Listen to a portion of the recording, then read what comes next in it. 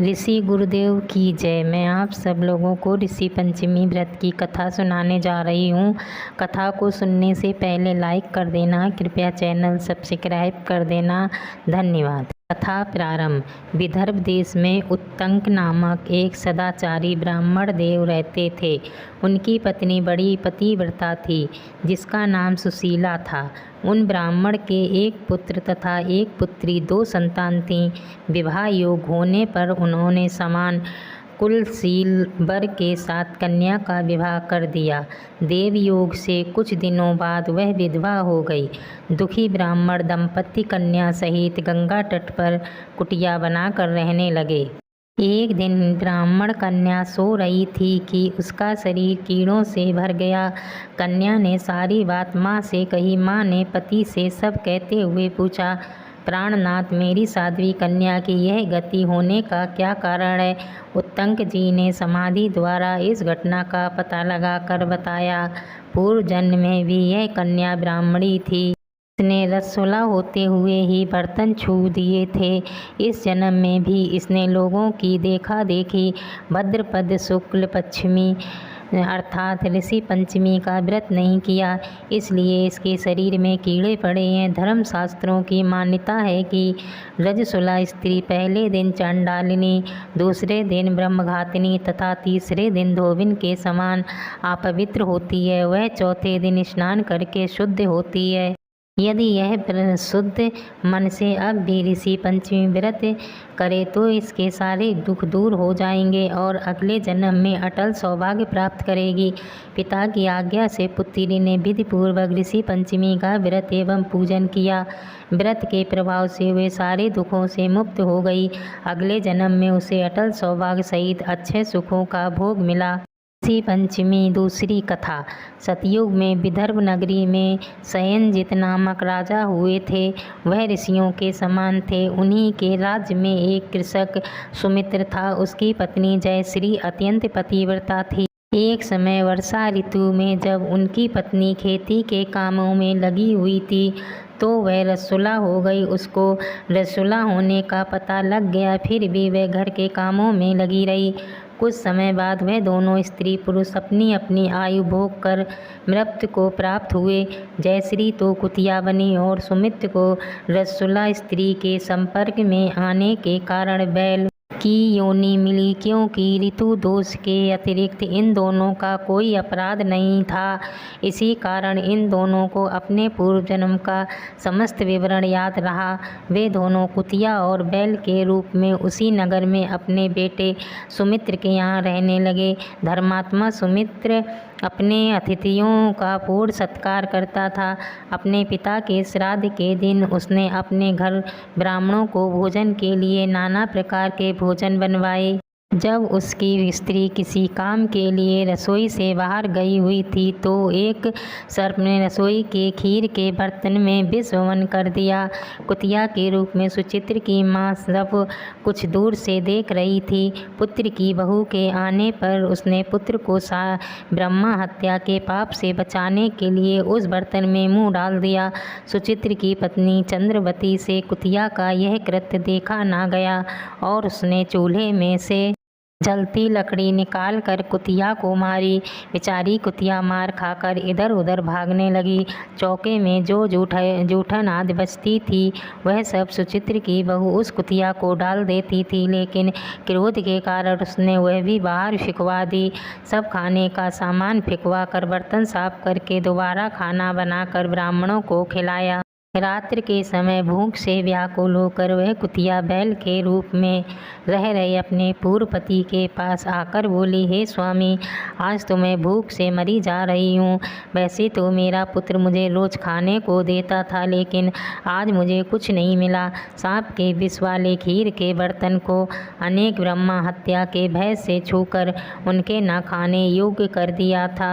इसी कारण उसकी बहू ने मुझे मारा और खाने को कुछ भी नहीं दिया। तब वह बैल बोला, हे भद्र, तेरे पापों के कारण मैं तो भी इस योनि में आ पड़ा हूँ और आज बोझा ढोते ढोते मेरी कमर टूट गई है। आज मैं भी खेत में दिन भर हल में जुता रहा। मेरे पुत्र ने आज मुझे भी भोजन नहीं दिया और मुझे मारा भी बहुत। मुझे इस प्रकार कष्ट देकर उसने इस श्राद्ध को निष्फल कर दिया। अपने माता पिता की इन बातों को सुचित्र सुन रहा था। उसने उसी समय दोनों को भरपेट भोजन कराया और फिर उनके दुख से दुखी होकर वन की ओर चला गया। वन में जाकर ऋषियों से पूछा कि मेरे माता पिता किन कर्मों के कारण इन नीची योनियों को प्राप्त हुए हैं और अब किस प्रकार से इनको छुटकारा मिल सकता है। तब सर्वोत्तमा ऋषि बोले, तुम इनकी मुक्ति के लिए पत्नी सहित ऋषि पंचमी का व्रत धारण करो तथा उसका फल अपने माता पिता को दो। भद्रपद महीने की शुक्ल पश्चिमी को मुख शुद्ध करके मध्यम में नदी के पवित्र जल में स्नान करना और नए रेशमी कपड़े पहनकर अनुरुति सहित सप्त ऋषि का पूजन करना। इतना सुनकर सुचित्र अपने घर लौट आया और पत्नी सहित विधि विधान से पूजन व्रत किया। उसके पुण्य से माता पिता दोनों पशु योनियों से छूट गए। इसलिए जो महिला श्रद्धा पूर्वक ऋषि पंचमी का व्रत करती है वह समस्त शारीरिक सुखों को भोग कर वैकुंठ को जाती है। ऋषि श्रृंग ऋषि की आरती। ओम जय जय शांतिपते प्रभु जय जय शांतिपते। पूज्य पिता हम सभी के, पूज्य पिता हम सभी के, तुम पालन करते। ओम जय जय शांतिपते। शांता संग विराजे ऋषि संग बलिहारी, प्रभु ऋषि संग बलिहारी। जैसे गिरिजा संग सोहे भूले त्रिपुरारी। ओम जय जय शांतिपते। लोम पाद की रजधानी में जब दुर्भिक्ष पर्यो, प्रभु जब दुर्भिक्ष पर्यो, वृष्टि हेतु बुलवाए जय सुभिक्ष करियो। ओम जय जय शांतिपते। महायज्ञ पुत्रेष्टि दशरथ पर कीनो, प्रभु दशरथ घर कीनो। प्रकट भय प्रतिपाला दीन शरण लीनो। ओम जय जय शांतिपते। शीश जटा शुभ सोहे श्रृंग एक धरिता, प्रभु श्रृंग एक धरिता। सकल शास्त्र के वेता हम सभी के करता। ओम जय जय शांतिपते। सब बालक हम तेरे, तुम सभी के स्वामी, प्रभु तुम सभी के स्वामी। शरण गहेंगे तुम्हारी ऋषि तवे अनुगामी। ओम जय जय शांतिपते। विनय हमारी तुमसे, सब पर कृपा करो, प्रभु सब पर कृपा करो। विद्या बुद्धि बढ़ाओ, उज्जवल भव भरो। ओम जय जय शांतिपते। हम संतान तुम्हारी श्रद्धा चित लावे, प्रभु श्रद्धा चित लावे। मंडल आरती ऋषि श्रृंग की प्रेम सहित गावे। ओम जय जय शांतिपते।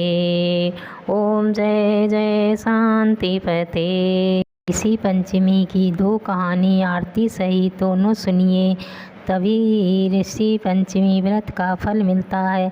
लाइक और सब्सक्राइब ज़रूर कर देना। धन्यवाद।